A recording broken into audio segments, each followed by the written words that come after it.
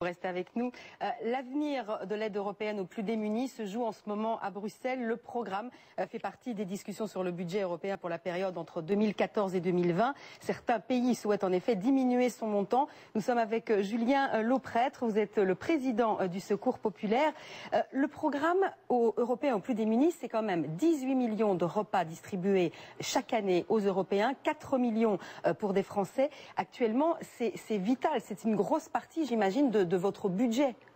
Oui, bonjour. Si vous me permettez, avant, je voudrais dire l'émotion du Secours populaire français qui a des liens d'amitié, de solidarité avec les démocrates tunisiens et dire toute l'émotion qui est la nôtre avec ces événements. Pour répondre à votre question, oui, c'est une question vitale, j'allais dire de vie et de mort pour des millions d'Européens. Pour vous donner un exemple, le Secours populaire français a distribué l'année dernière 181 millions de repas. 181 millions de repas, la moitié, d'ailleurs vous avez publié une statistique tout à l'heure, la moitié proviennent de l'aide européenne. Si cette aide ne parvient plus, il y a la moitié de 180 millions de repas qui ne pourront être distribués.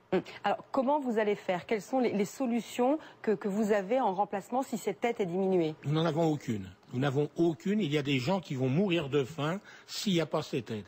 Et je rappelle pour les téléspectateurs que cette aide, c'est joindre l'odieux au ridicule. L'odieux, c'est parce que les Européens savent que sans cette aide, il y a des gens qui sont menacés de mort. Ça, c'est l'odieux. Le ridicule, c'est le budget. Ça ne représente seulement qu'1 euro par Européen par an. C'est dire que vraiment, au moment où on balance des milliards ici ou là, il y a vraiment de quoi vraiment être mécontent de ce qui se prépare. Et nous espérons vivement qu'ils vont revoir la copie. Vous disiez 181 millions de repas distribués. Est-ce que vous avez vu une hausse de cette demande depuis la crise, depuis ces derniers mois? Oui, tout à fait. Si vous voulez quelques chiffres, il y a quelques années, nous flirtions, si je puis dire, avec 2 millions de personnes qui avaient recours au Secours populaire français. L'année dernière, nous en sommes à 2 500 000 et ça continue.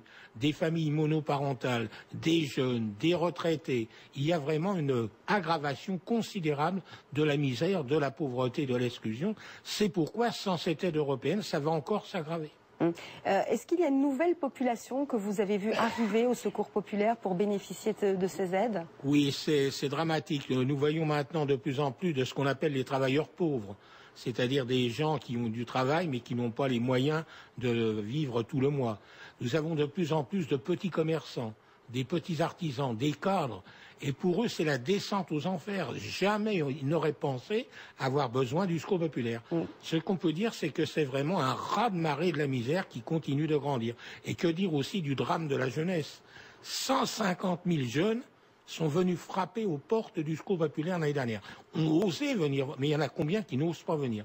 Non, c'est vraiment une catastrophe qui s'empire de jour en jour. Comment vous faites, les bénévoles, comment ils répondent à ces demandes quand les personnes arrivent et puis ils ne peuvent plus distribuer de repas, ils sont obligés de les renvoyer chez eux? Comment vous gérez ça? Vous savez, nos 80 000 bénévoles subissent un choc moral et psychologique quand justement ils sont dans cette situation. C'est pourquoi nous essayons de trouver des ressources nouvelles, de trouver de nouveaux moyens. Nous avons une grande tombola populaire, le don action, pour essayer de recueillir des fonds. Nous cherchons à donner du dynamisme à notre solidarité. C'est-à-dire que nous voulons mériter ce titre de secours populaire, vraiment trouver de nouvelles idées, faire appel à de nouveaux concours. Nous avons créé un partenariat très solide, un partenariat solidaire avec des entreprises. Nous essayons de faire appel à toutes les bonnes volontés. Moi qui suis un ancien résistant, je dis il faut à notre époque créer des poches de résistance devant cette montée de la pauvreté et de la misère. Je crois que vous êtes également mobilisé pour peser sur les décisions de Bruxelles avec une action. Ah oui, nous avons une action qui est formidable, ça s'appelle le Air Food, c'est-à-dire ça consiste à montrer des gens qui font semblant de manger et qui n'ont rien à manger. Et on dit bien dans notre explication que c'est un mime, mais que si ça continue, ça va se répercuter.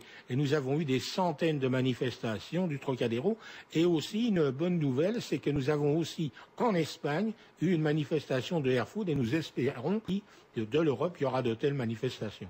Merci, donc il faut rester mobilisé. Merci beaucoup Julien Lauprêtre d'avoir été avec nous. Merci encore Pierre Vermeuren. Il est quasiment 12h30, c'est l'heure de votre journal Sébastien.